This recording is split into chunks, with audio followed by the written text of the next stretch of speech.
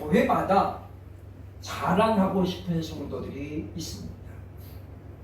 우리 작은 교회, 우리 강소영 교회도 보이면 그런 자랑들을 많이 합니다. 이번에 우리 교회는 이런 일이 있었는데 이분이 이번에 헌신했습니다.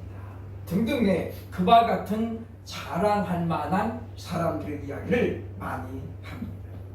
그런 성도가, 즉 목회자가 자랑하고 싶은 성도가 많은 교회는 그만큼 복된 교회이고 건강한 교회라고 볼 수 있습니다.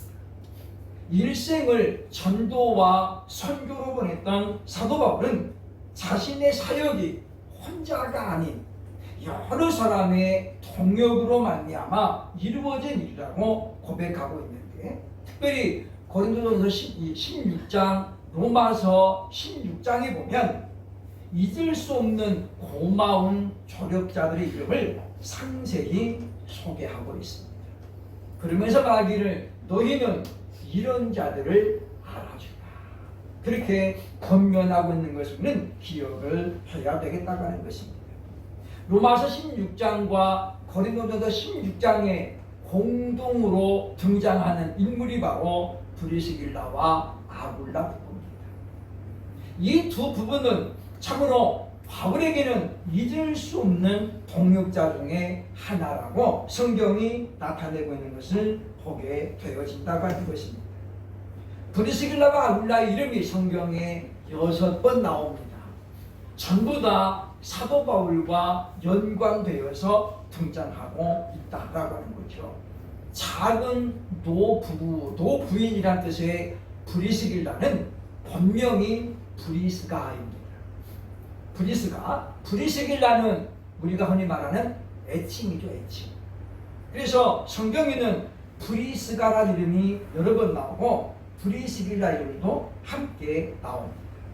그런가 하면 독수리란 뜻의 이름을 가진 아굴라는 이 유대인의 정통적인 가문에서 태어난 명문 집안의 사람이라고 설명을 해주고 있습니다. 그러니까 이들이 사도 바울에게 얼마나 특별한 존재였는가는 로마서 16장 3절로 4절에 상세하게 기록이 되어 있는데, 거기 보면 이렇게 말합니다.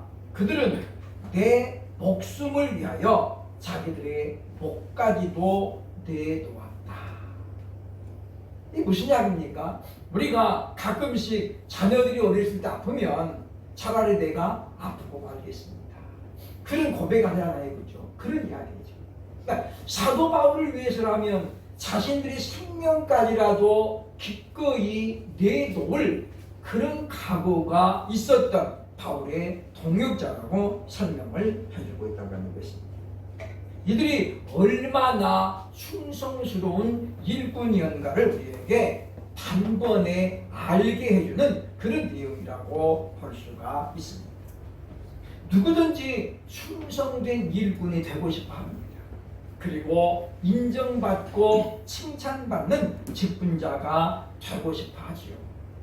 마치 우리가 살아가면서 가난하게 살고 싶은 사람이 하나도 없고 나도 좀 부자로 살아갔으면 좋겠다, 그런 마음을 품고 있는 것과 똑같다고 볼 수 있습니다.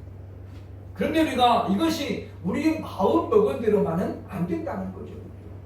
힘쓰고 애쓴다고 해서 다 부자 되는 것도 아니고, 우리가 열심히 기도한다고 해서 하나님 앞에 인정받는 것도 아니다라고 하는 것입니다.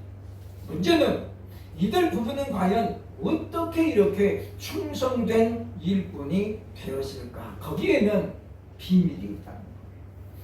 오늘 우리는 이 말씀을 통해서, 성경을 통해서 과연 이들 부부가 이렇게까지 충성스러운 일꾼으로 동역자가 된 비결이 무엇인가, 원인이 무엇인가를 함께 찾아보고, 우리도 나도 이제 이렇게 하면 인정받는 동역자요, 충성된 동역자가 될 수 있겠다라는 답을 찾는 그런 시간이 되어야 할 것입니다. 충성된 부부의 비결은 과연 무엇이겠습니까? 첫째로 오늘 성경 사도행전 6장 3절을 보면 그들이 성령으로 충만했기 때문이다 라고 말하고 있습니다. 초대교회인 예루살렘 교회는 사도들로 인해서 시작이 된 교회죠. 오순절 성령 강림 사건으로 말미암아 그야말로 한꺼번에 많은 사람들이 운집하는 그런 교회가 되었습니다. 그러다 보니 정상적인 양육이나 훈련 과정이 없다 보니까 일꾼들을 세우기가 어려웠다는 거죠. 그래서 이제 여러 가지 문제점들이 발발을 합니다. 그래서 이제 교회는 하나님 앞에 인정받는 7명의 일꾼을 직분자로 세우게 되죠. 그런데 우리가 일꾼을 세울 때는 기준이 있어야 되는 필요입니다. 그냥 아무나 세울 수 없잖아요. 손들어 그래가지고 선착순 세우는 것도 말이 안 되는 거고, 그래서 사도행전 6장 3절에 보면 바로 하나님께로부터 인정을 받는 교회의 직분자가 될 수 있는 기준을 제시하고 있습니다. 6장 3절에 보면 말씀합니다. 형제들아, 너희 가운데서 성령과 지혜가 충만하여 칭찬받는 사람 7을 택하라. 우리가 이 일을 그들에게 맡기리라 라고 말씀하죠. 조건이 뭡니까? 성령과 지혜가 충만한 사람. 그래서 결과적으로 어떤 사람이에요? 칭찬받는 사람이에요. 그러니까 성령은 충만한데 칭찬을 못 받아. 이게 문제가 있다는 거죠. 그죠? 또 지혜는 아주 뛰어난데 역시 칭찬을 못 받으면 그 역시 일꾼으로는 적합하지 못하다는 것입니다. 따라서 이 기준을 적용해 본다면 브리스길라와 아굴라 부부는 이와 같이 성령으로 충만했기 때문에 자비량으로 사도 바울을 도와서 하나님 나라 일을 감당했음을 우리에게 보여주고 있다고 하는 것입니다. 오늘 읽어드린 18장 3절도 보면 그들이 생업이 같으므로 바울과 함께 살며 일을 하니 그 생업은 천막을 만드는 것이다. 원래 이제 브리스길라와 아굴라는 명문 집안의 자제들입니다. 그러나 상황이 지금 바뀌었어요. 그죠? 그래서 지금 전혀 낯선 곳에 가서 살게 되었습니다. 그들은 바뀌어진 상황에 빨리 적응합니다. 그리고 내가 지금 어떤 사람인데 그런 것을 내세우지 아니하고 천막을 만들면서 바울과 함께 했던 것을 우리에게 보여주고 있다는 것입니다. 그러므로 우리가 성령을 충만하게 받아야 되는데 성령이 임하시면 숨길 수 없는 특징이 여러 가지 나타납니다. 그 중에 가장 큰 특징은 바로 변화입니다. 먼저는 인격적인 변화가 일어나죠. 자기밖에 몰랐던 사람이 남을 배려할 줄 알게 되어지고, 자기중심적인 사람이 이제 이기적인 사람이 공동체를 생각하는 사람으로 바꿔지게 됩니다. 뿐만 아니라 삶의 가치관이 변하고 무엇보다도 대인관계가 변한다는 것입니다. 이 찬스 목사님 설교에 보면 성령이 임하면 대인관계가 반드시 변한다라고 얘기합니다. 무슨 이야기입니까? 기도 많이 하고 말씀 많이 보고 예배 열심히 드리는데 인간관계가 안 좋으면 그 사람의 신앙은 문제가 있다는 거예요. 그러니까 성령이 되게 충만히 마신 우리가 대인관계가 변해요. 양보하고 배려하고 친절을 베풀고, 그러니 어떤 사람이 나를 안 좋아하겠어요? 그러니까 예전에는 그런 걸 전혀 몰랐던 사람이 성령이 충만하니까 사람이 변하는 거죠. 그러니까 저도 그런 사람 하나를 봤습니다. 예전에 신학생 때는 아주 따지기 정말 좋아하고, 툭하면 교무실 찾아와가지고 목사님 이거 이렇게 하면 돼요, 이렇게 따지는 거 되게 좋아해요. 그래서 아주 힘들었어요. 그분만 들어오면 스트레스를 받아요. 또 뭐 따지러 왔나 보다. 그런데 이분이 변합니다. 상대방을 배려하고, 그러면서 뭐요? 이해하고, 그러면서 먼저 용서하고 성령이 임하시면 이런 특징이 나타나가는 것입니다. 그런데 많은 사람들이 성령을 사모하는 이유는 한국교회는 은사를 받기 위함이라고 정의할 수 있습니다. 왜 사람들이 밤새워 기도하고 기도가 올라갑니까? 은사 받으려고.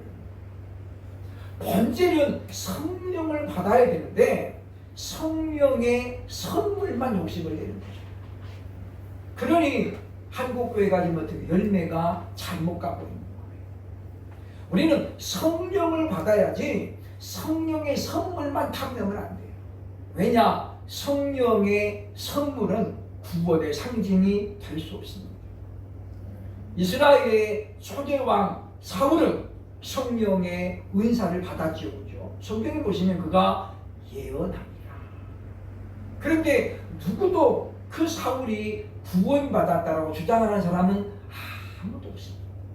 왜냐? 사무엘상에 보세요. 그죠? 내가 그를 버렸나니. 하나님께서 사무엘에게 이야기하는 거죠. 너는 그를 위해서 슬퍼하지 마라. 내가 그를 버렸다. 하나님이 버렸는데 어떻게 구원받습니까? 다시 말하면 그가 은사를 받아가지고 예언했지만은 그는 구원에 이르지 못했다는 것입니다. 그러니까 성령의 선물만 받아가면 안 돼요. 그렇죠? 그러면 하나님께서는 성령이 임하시고 성령의 선물을 주시죠. 왜 주십니까? 성경은 그것을 분명하게 소개합니다. 고린도전서 12장 7절에 이렇게 말씀합니다. 각 사람에게 성령을 나타내시면 유익하게 하려 하십니다. 그 유익이 무엇인가? 고린도전서 14장 12절에 이렇게 설명합니다. 그러면 너희도 영적인 것을 사모하는 자인즉 교회에 덕을 세우기 위하여 그것이 풍성하기를 구하라. 그것이 뭐예요? 성령의 은사죠. 그러니까 하나님께서 바울을 통해서 말씀하시는 데 보면은 우리에게 성령을 주시고 은사를 주시는 목적은 뭐냐? 교회를 유익하게 하는 거예요.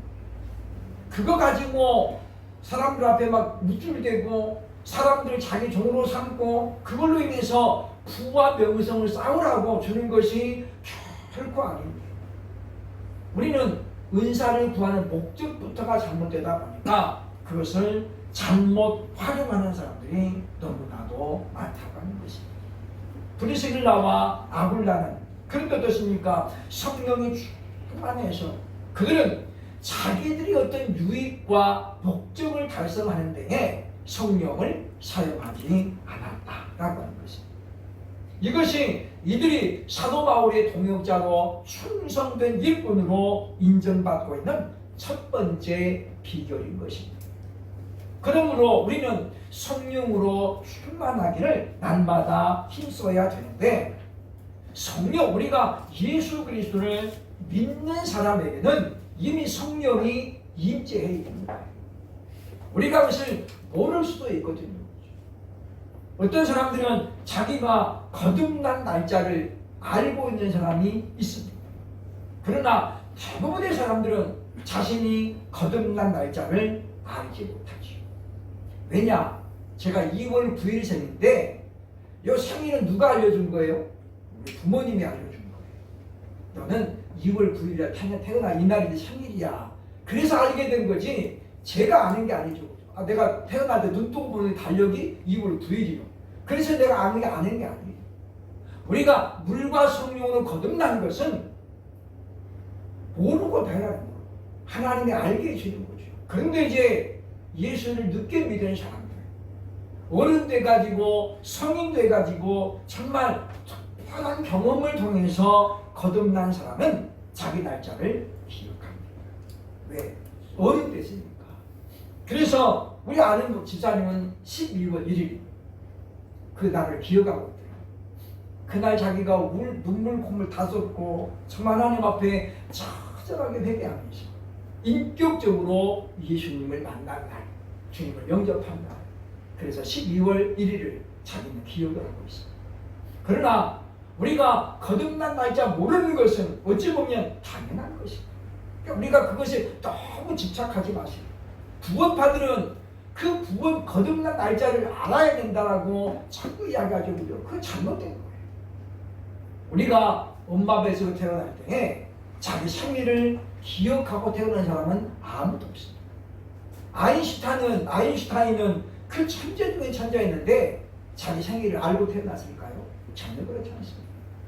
그러니까 우리가 거듭난 날짜를 내가 기억이 안 난다, 모르는 것은 하나도 이상한 게 아닙니다. 그러나 우리가 분명한 겁니까? 그런 기억이 우리에게 있어야 되는 것은 틀림없다는 거죠. 우리가 결혼 기념일은 잊어버릴 수 있어도 내가 결혼했지? 라는 건 잊어버리면 안 되죠.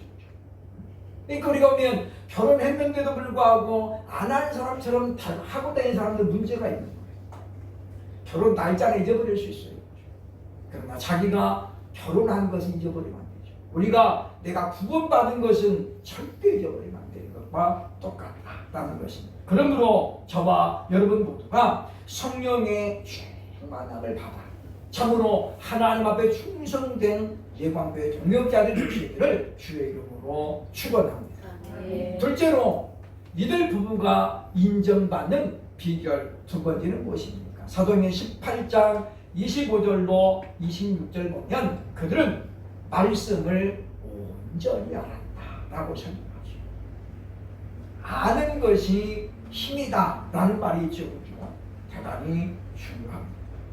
사도행전 18장 25절에는 이들 부부가 어떤 신앙과 신학을 가지고 그동안 주를 섬겨왔는지를 잘 나타내주고 있습니다.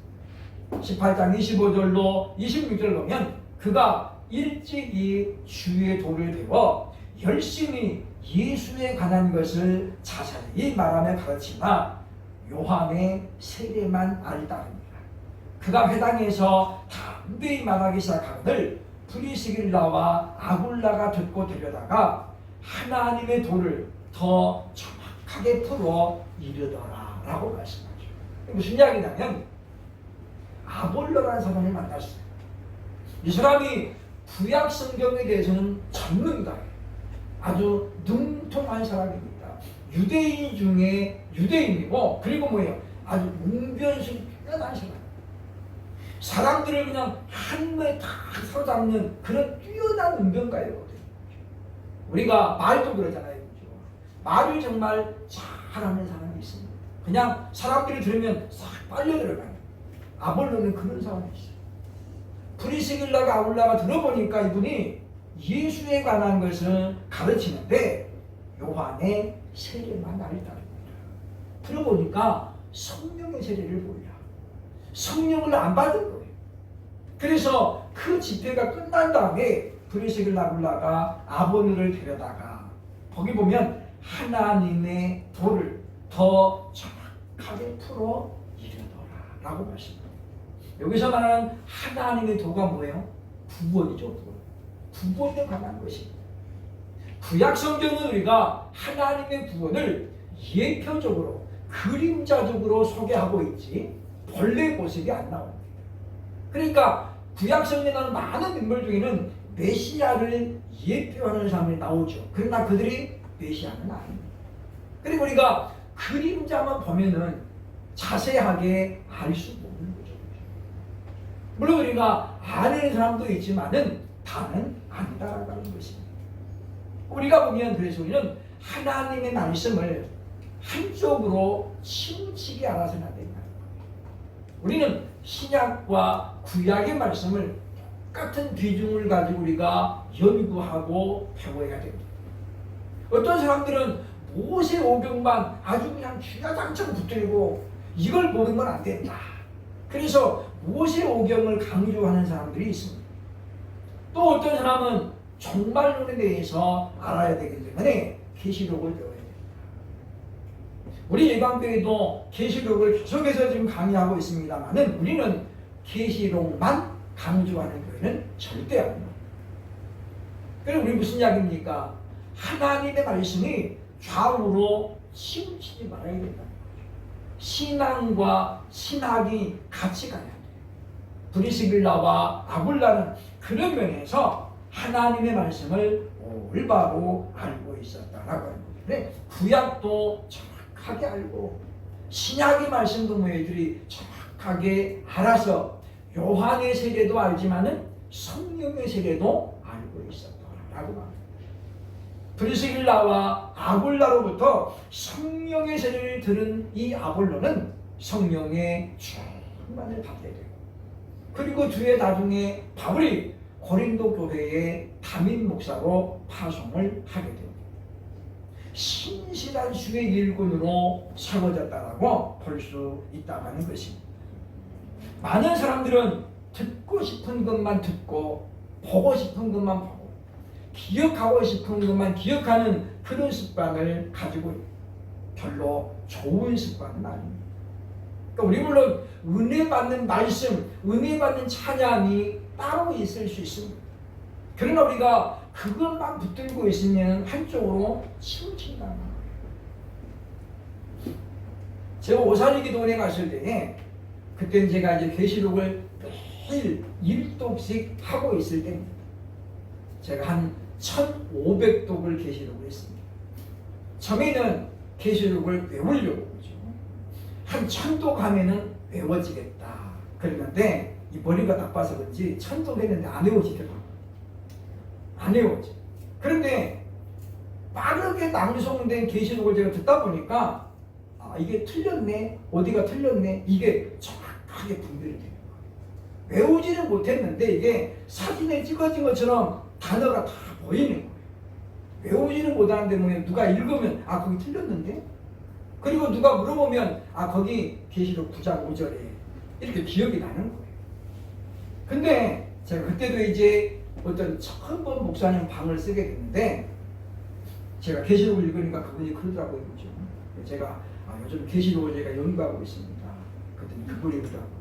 한 번만 파고드는 것은 대단히 위험합니다. 성경 66권이 똑같은 하나님 말씀인데 어떤 것만 중요한 게 아니다. 그래서 제가 처음 본 목사 이름도 지금은 기억이 안 나는데 그분 말씀을 듣고 그렇구나. 한쪽으로 치우치는 것은 위험하다. 요즘 신천지가 계시록을 들고 그냥 판을 치고, 제가 늘 이야기하지만은 모든 성경이 하나님의 감동으로 기록되어 있는데 특별히 우리가 원어를 알지 못하고 계시록을 푼다는 것은 대단히 위험합니다. 그래서 우리가 그런 부분에 있어서 신중에 신중을 기해야 된다는 거죠. 이들 부부가 하나님 앞에 동역자로 충성할 수 있었던 두 번째 비결, 하나님의 말씀을 균형 있게 알아가는 것입니다.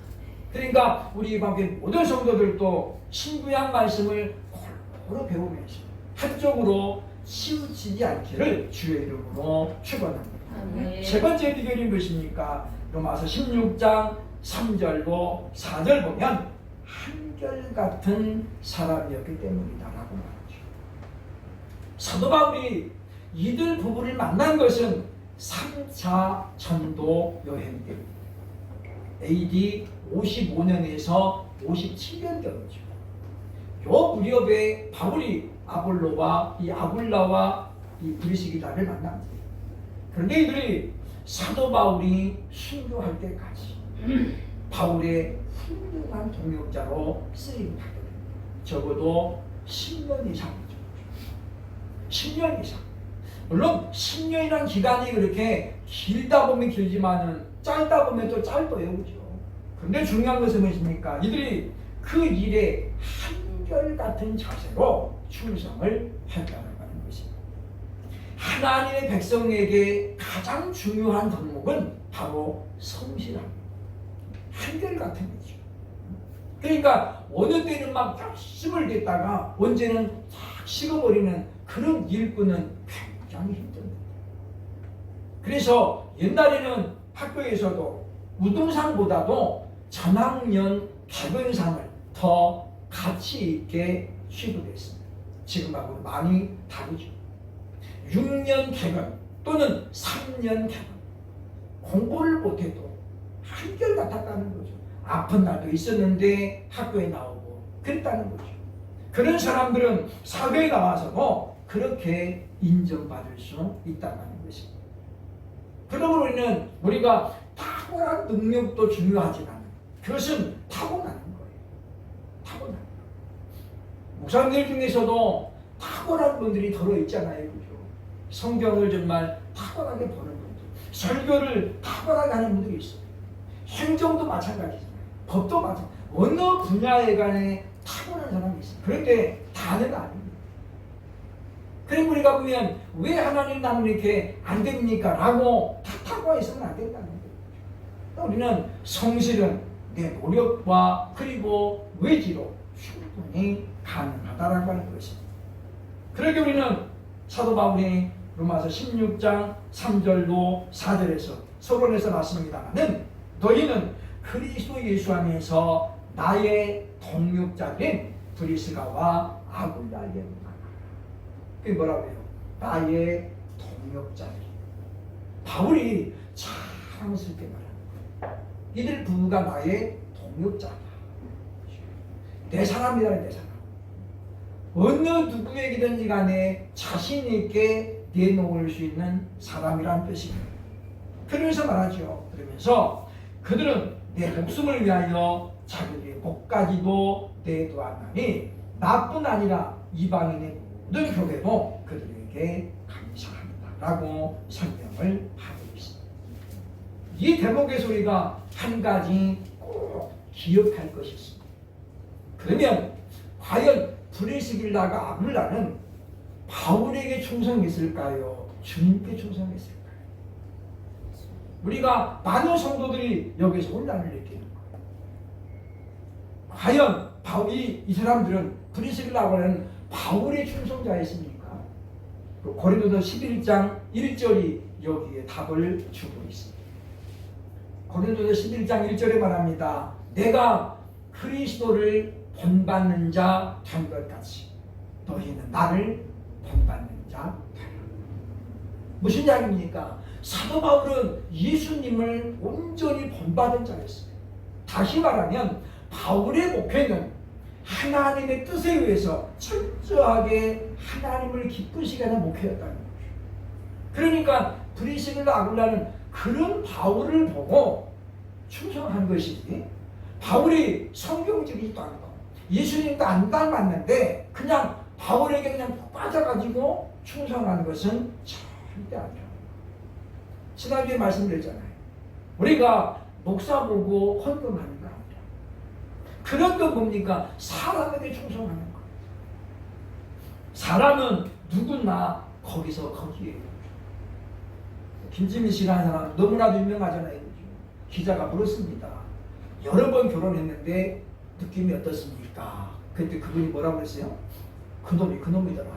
그분 표현이 그놈이 그놈이더라. 여러 번 살아봤는데 살아보니까 다 거기서 거기더라는 거예요. 사람은 그렇습니다.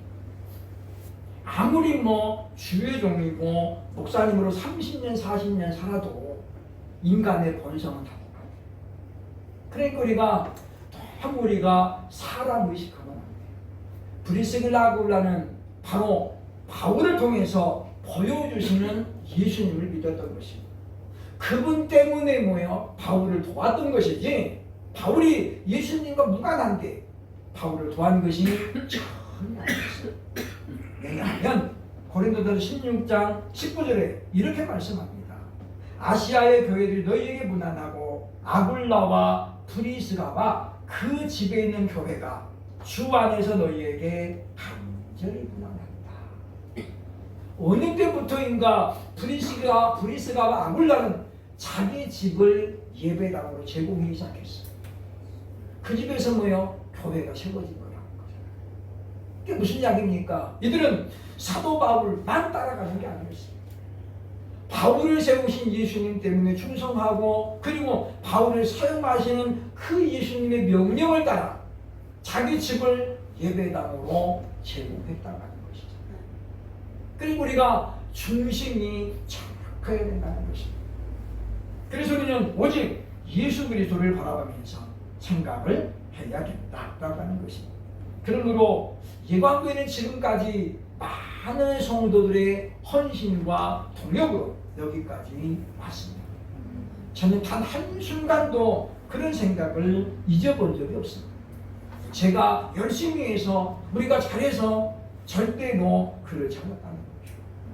중요한 것은 바로 이런 흐름이 주님 오실 때까지 이어져야, 그래야 우리 예방교회도 칭찬받는 교회가 될 수 있다는 것입니다. 빌라델비아 교회와 사마나 교회를 주님이 보시면서 내가 네 행위들을 아노니, 그러면서 뭐예요? 칭찬하시죠. 그것은 건물을 칭찬하는 게 아니잖아요. 그죠? 빌라델비아 교회를 이루고 있는 모든 구성원들, 성도들을 칭찬하는 것입니다. 그러므로 우리 관계 모든 성도들도 주님 앞에 칭찬받는 그런 교회를 이루시기 위해서 사도 바울이 브리스빌라와 아굴라처럼 늘 성령으로 충만하고 성령을 근심하게 하지 않으면 성령은 내 안에서 왕성하게 일하십니다. 근데 내가 성령을 거스리고 성령을 근심하게 하면 성령님이 어떻게 활동을 안 하시는 거예요. 그리고 우리는 성령 충만하지 않기 때문에 성령의 열매보다는 육의 열매를 맺는데 더 열심을 내게 되고 있다고 하는 것입니다.